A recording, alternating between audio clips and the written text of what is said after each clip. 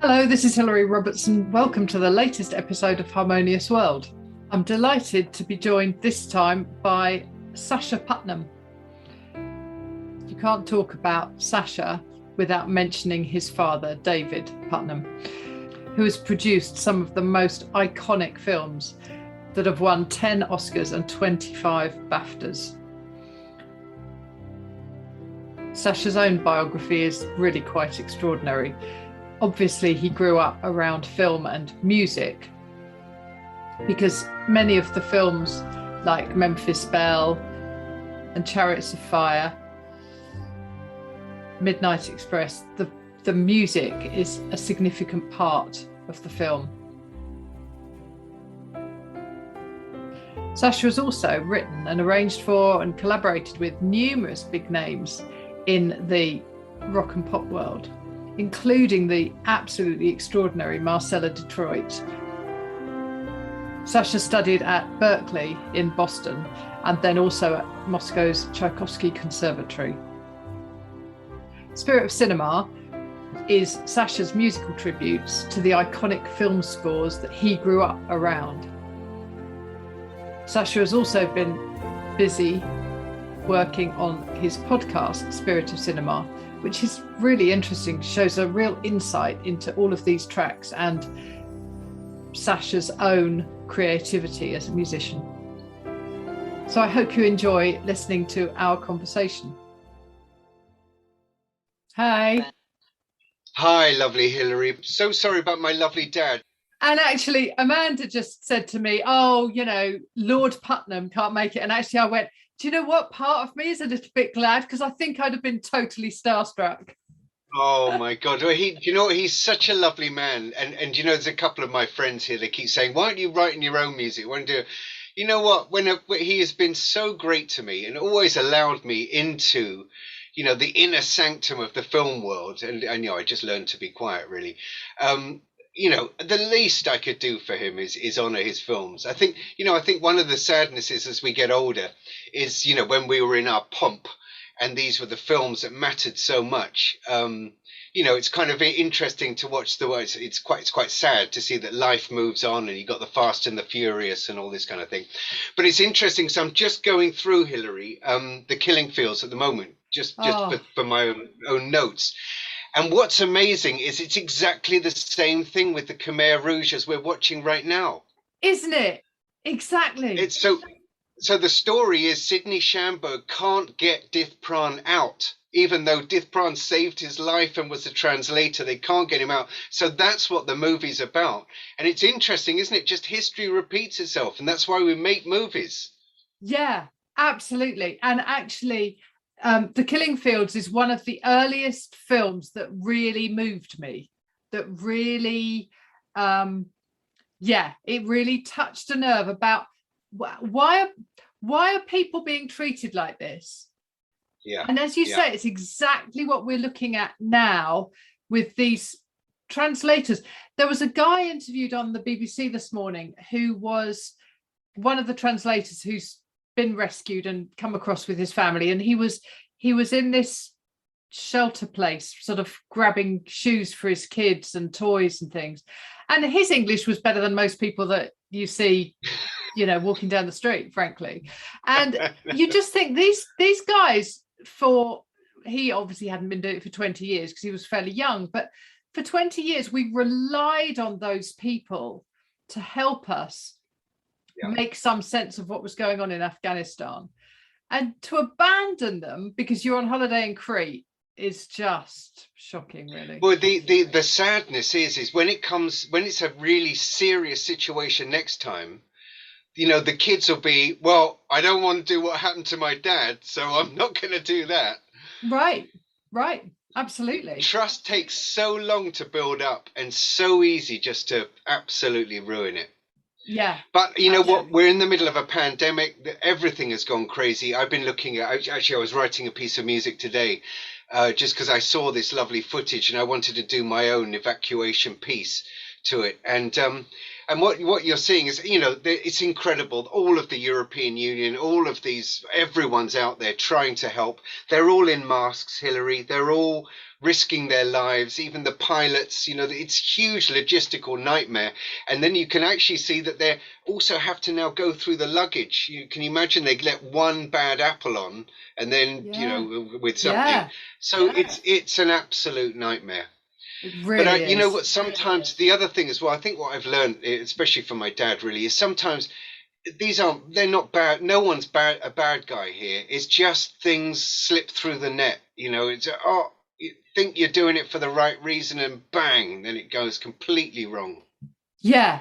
And quite a lot of this has been happening before. The stuff that we did in India, and then the relationships we've had with Russia, that's where all of this comes from over centuries. It's over awful. Over centuries. And the thing is one of the things that Dad, if he was on here, he'd be banging on about it. He's got a lovely movie which hopefully he's trying to get the finance for, just about climate change, because that's the settler, isn't it? That's the one where actually we're all in this together. And I think the kids know that, don't they? That's why I think the kids having a lot of problems right now. It's because it just looks bleak for them. And anything we can do to make it better for them is so important now. Absolutely. And I think the pandemic really reinforced the fact that we are all in this together. That wherever you live in the world, wherever you are, and whatever your lifestyle is, you can be hit by this disease. Yeah, absolutely. And it was so funny because it was only about 3 years ago we were having a whole discussion about, whether people were covering their faces or not. And now we've all got to cover our faces. Yeah, exactly. Oh Lordy. Anyway, there's no, all we can do, I guess, what we learn from what the good movies, I think, is if we can just look after our own, the people around us, those little acts of kindness. It's what Ai Weiwei was always talking about. One act is just worth 1,000 thoughts. One good act. Yeah, I have a bit of a passion for picking up litter. And my attitude about picking up litter is every one piece of litter that I stop eventually ending up in landfill or in the hedges and whatever is one piece. That's and you extrapolate that further for your dad, if he can affect one person for the better with his films. Yeah, that's what we can do. And I think what he would say is why he gets a bit, they're lovely fantasy films, but there's no superhero who's going to sort it out for us. It's actually us. We're the superheroes. We're going to have to rely on each other. Yeah. So I think, what's interesting about those types of movies, and movies are cyclic anyway, like music is. They'll come round again. I mean, it's quite interesting. Some of the non-Hollywood films are really good now. Films coming out of Iran, Afghanistan, all these things, they're very human, small budgets, so obviously they're not going to be able to afford someone flying in a red cape. But really, really good movies. I think we're going through a renaissance right now. The other thing, in a way, that's changed a lot is film music now. There's a new grammar to film music. I mean, it's like the difference between Pavarotti singing and Billie Eilish singing, where she's sort of whispering. There's this wonder, you can be so close. I can be close in your ear. Whereas Pavarotti's tradition was he had to make sure the guy at the back who'd bought his ticket was getting his money's worth. Right. Absolutely. Yeah. I know it's all a different world, isn't it? Anyway, let's talk about Spirit of Cinema. Oh, wonderful. It's a great, for a start, I've really enjoyed, I've been listening to your podcasts. Oh, lovely. They give such a lovely insight into what you did and how you did it. And the way you talk about Vangelis is amazing, because he's another of my heroes. And, I wrote down two things. In the Chariots of Fire episode, you talked about Vangelis telling you about instinctive creation. Yes. And the importance of dancing to your own rhythm. Oh, I mean, huge. The one thing I did notice, and actually I've noticed this out of a lot of professionals, is they go out of their way to give themselves the right tools to express themselves in the moment. I mean, Hillary, I do a thing to myself all the time where I'm always thinking, oh, can I afford that? Oh, can I get that thing? You know, sometimes you're thinking, well, I really should pay the mortgage. You know, that's far more important. But I noticed that these guys, there was always a slight childlike quality to have all of the tools working on at their disposal, so that at that moment when inspiration comes, boom, it goes down. I mean, it was amazing going into his studio. When I was 11, you know, I think synthesizers were about £5,000 to £7,000. I mean, they were way beyond the scope of anyone. And I remember saying to Vangelis, wow, you must have been really quite wealthy. This was recently. You must have been quite wealthy to have this. He goes, it was literally luck. It was literally, I knew what I needed. There happened to be a studio that was getting rid of their synthesizers, and he did some kind of deal with them. And I think if you put yourself in the right place and you've got it right in the front of your brain, what you need, the tools fall in your lap. You know, the other side of that is you get these brilliant people who have got one machine that they know very, very well, and they make the best of that. There's a very famous story on Romancing the Stone where Alan Silvestri, he only had a Lindrum, and someone asked him for a pitch, and he thought, oh, God, I haven't got an orchestra, I've got nothing around me, and he just did a rhythm, and the director liked it, and bang, you know, Silvestri's career went off from then. Yeah, yeah. The tracks that I'm interested by the tracks that you chose for the Spirit of Cinema listing. So, because there are some that you've left out that you might have included. So what criteria did you use? How did you choose the ones that you'd included?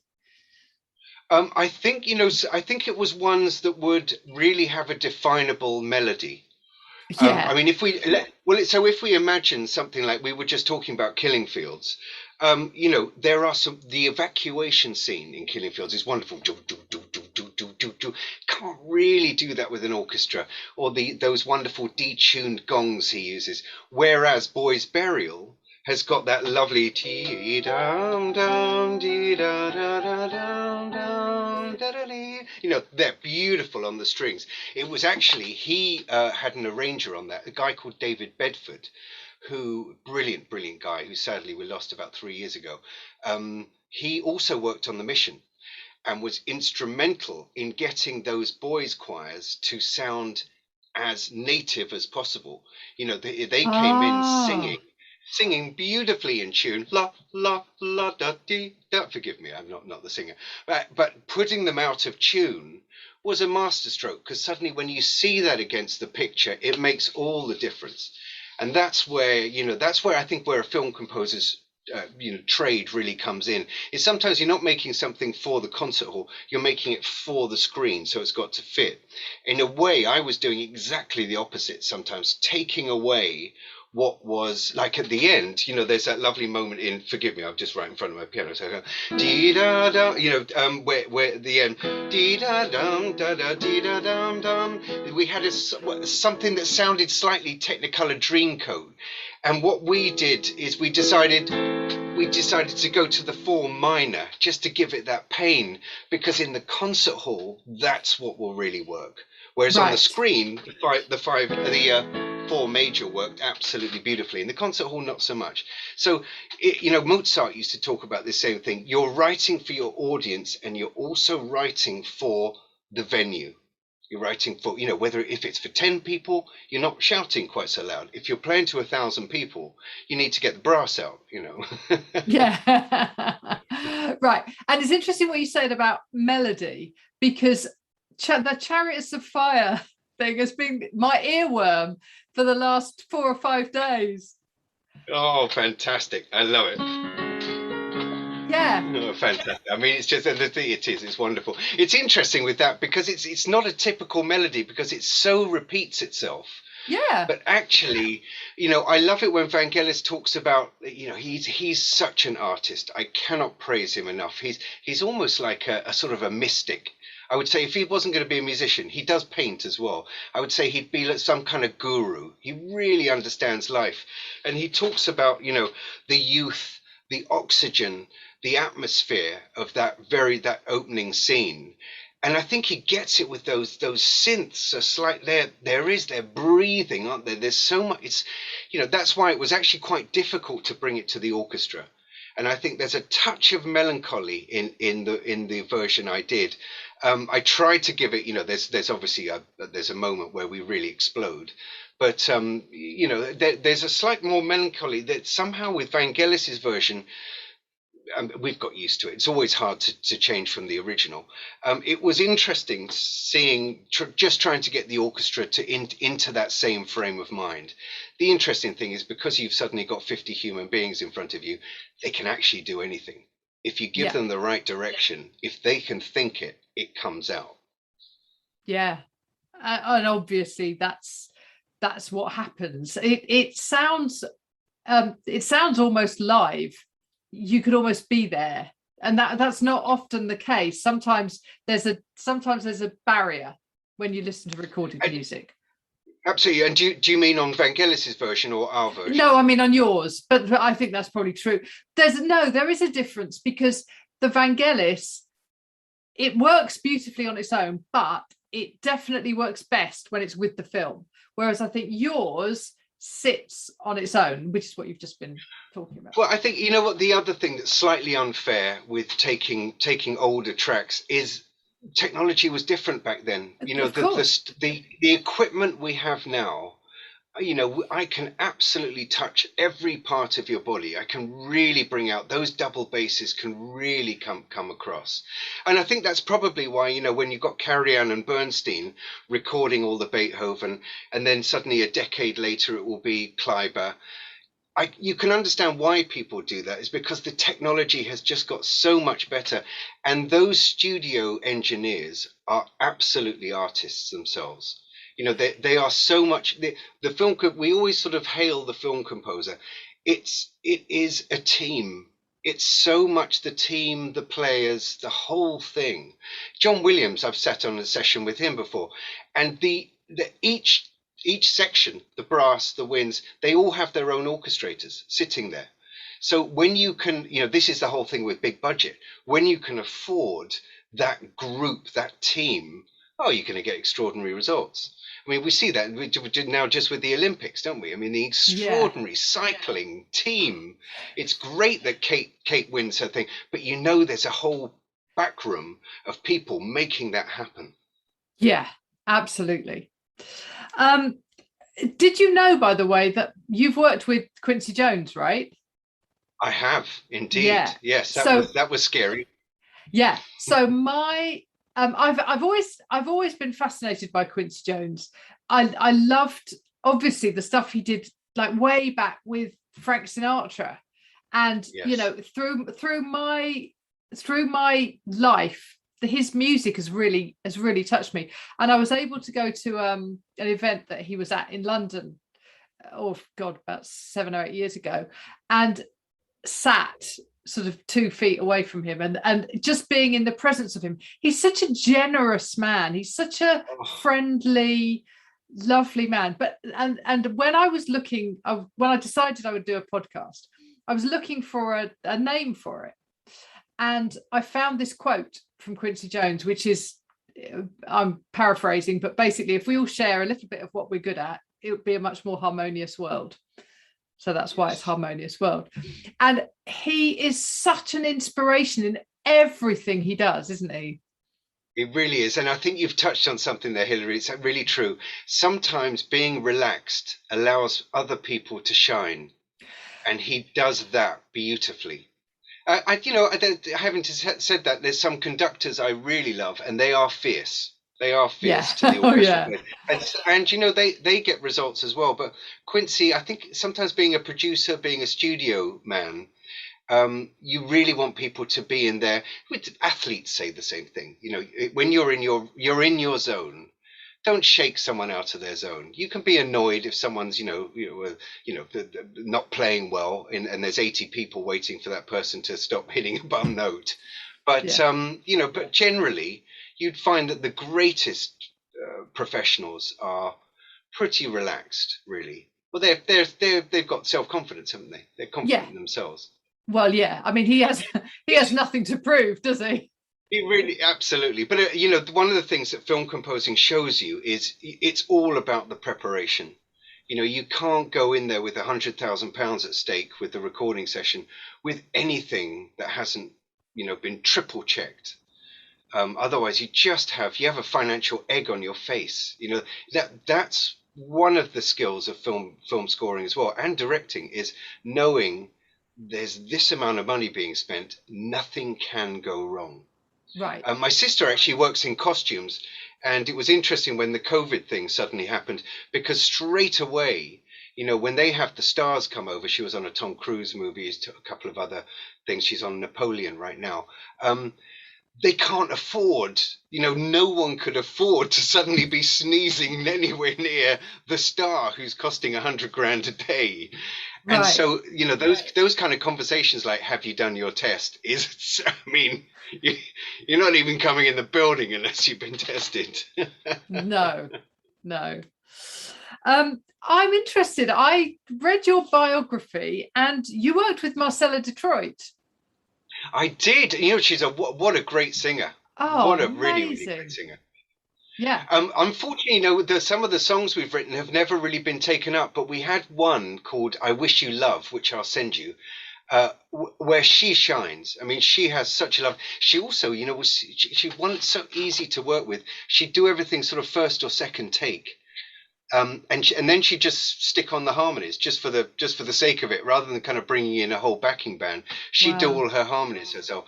And it's lovely working with artists like that, because they make you sound great. You can go in there with a couple of chords, and really it's them. They have let this song fly. I always think the same thing with that lovely guy. I think was it Alex North who did Unchained Melody.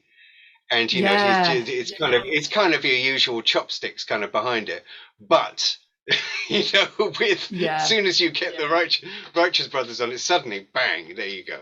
Yeah. I think Marcella Detroit is one of those absolutely unrecognized. She just has not had the success that she should have done. She's just an incredible singer. Her voice is just stunning. She has done, songs that have been hits in Germany, hits in there. She does well. I still keep in touch with her sometimes. I mean, she has a busy schedule. Oh, good. And I think, what, sometimes, if for a musician, if we can get by doing the thing we love, that's already okay. That's really good. I mean, I've definitely had slim years as well. And not once did it ever cross my mind, oh, do you know what? I think I'd rather, I'm going to go and do something else because I want a bigger fridge or something, just, I'd rather not eat, Yeah. No, absolutely. Brilliant. Right. So tell me about lockdown. How was your lockdown? Are you in the UK, or are you? I am in the UK. I spent quite a few years over in Ireland. But you know what? I had a lot of clients that were coming out of there, but I think there is that little thing of sometimes out of sight, out of mind. And all of the recordings were really going on in London. So I came back.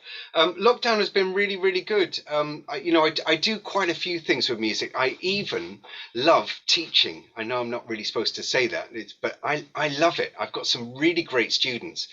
And I just got myself a little setup, with my Skype and the piano. There's a lovely thing called Synthesia. That's like a piano that goes on the screen. And all of my students blossomed with that. It was terrific because I had suddenly had so much time in the year that we had. It's near coming up for a year and a half, isn't it? They have really, really come on. And I love it. I love seeing people bloom with music. I really do, especially my older students. That's really, really great, because some of them, they've done a lifetime of work. They always wanted to play the piano, and I just give them the courage to get good quickly. I think Yeah. people worry about the whole reading thing. My whole thing is really, if you need to work your ears, you need to really do, which you can do from the repertoire, and also just, oh God, the last little bit is really learn harmony, because I think that it's almost like that's the computer programming of music. If you worry too much about notes, you're not looking at the phrase, you're not looking at the bigger picture. So I think often, sometimes, especially adults, is they will look at, oh, I can't do this, or my fingers trip up here. There's a way through it, which actually I learned. I studied in Russia, where they drilled us. So morning, noon, and night. My lessons were 4 hours long, Hilary. Wow. I'd start falling asleep in the middle of them. So, because you were at Berkeley for a while, weren't you? And then you went to Moscow. Yeah, and actually Quincy was the one who said to me, "Go, you got to go to Berkeley. You got to go and get this jazz training." At the time, they had there was a guy called Gunter Schuller who was at the Boston Conservatory, which is just around the corner, and they called it third stream, so it was where classical met jazz, and it was magnificent. Drop two voicing, all of these wonderful things, which actually, Hilary, I still use today, because sometimes if you want shorthand. And most musicians understand, labels and stuff, a bit like figured bass. They understand it anyway. Yeah. So if you want to be quick, and sometimes, often I'll write a piece and the director will suddenly go, you got anything else? So, if you spent too long orchestrating this thing, you've wasted quite a lot of time. So to throw it down as quickly as possible was actually great shorthand. But Moscow really put the icing on the cake. Yeah, and I caught that at a really, really wonderful time. It was perestroika, so I was there for that, when they stormed the building and all of that sort of stuff. And it was still 10 kopecks to go to the Bolshoi Hall. It was to go and see a concert. These days, 10 kopecks can't buy you an anchovy, and people really turned up as well. Every night in the conservatory, every night the concert hall was packed. And I think things have probably changed now. I just caught the end of something, and because they also had, no one was rich really. That wasn't a thing at all. It wasn't about. It was the richness of your life, not what you had in the bank. Yeah, and you could get in anywhere for pennies. Wow. Brilliant. Right. Well, what's next? What is next is what I'm trying to do is I think I've written for film for so long. I'm a slight slave to that, the time pressures, and so what I'm trying to do at the moment is come up with symphonic ideas. I don't want to call them symphonies because I always feel that feels too long. And I think we've all got into a moment now where you want a piece of music to really last a car journey. You don't want to have to be waiting in the car, missing a meeting, try and catch the end of it. So I'm really trying to now uncover my own voice. And the other thing as well, I think there are so many film composers now. I love Thomas Newman.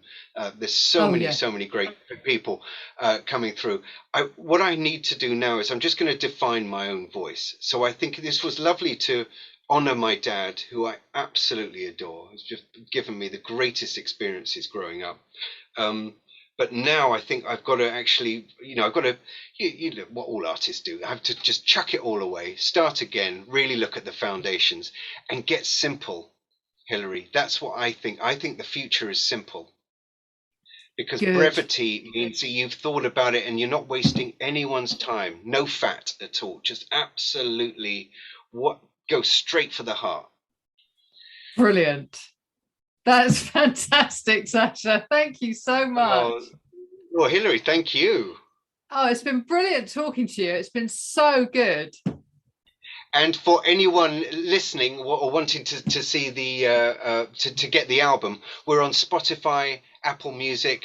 Come and follow me on there. That all of that stuff helps.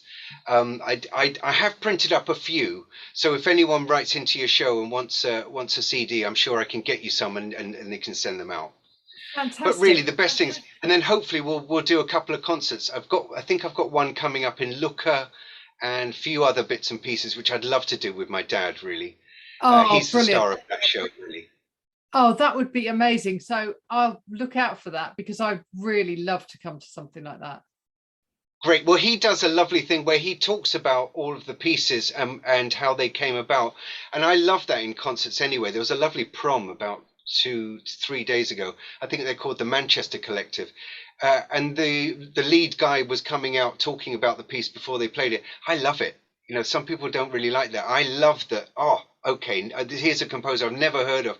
Here's his story. Yeah. And like when I was a kid, I loved the story of Mozart. Of course, that got me. Oh, he's 5 years old. Brilliant. What's he writing? You know, that makes it. It gives it effervescence. Absolutely. Okay. Thanks, Sacha. Bye, Hilary. Bye. See you. Bye. Well, I hope you enjoyed listening to my conversation with Sacha. That was a complete joy. I started this podcast with Sacha's version of Love's Theme by Giorgio Moroder for Midnight Express, and I'm finishing now with Londonderry Air, which was a folk song from 1913 used by George Fenton for the soundtrack for Memphis Belle. Thank you so much for joining me once more for Harmonious World. Please do rate and review on your preferred podcast platform. It really does help me get noticed. More and more listeners are coming to me every week, which is great.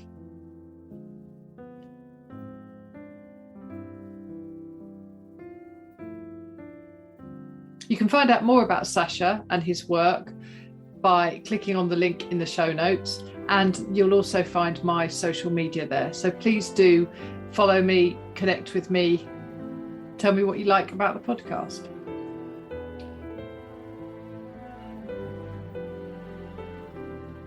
Remember to share what you're good at, and I hope you have a very good week. See you next time.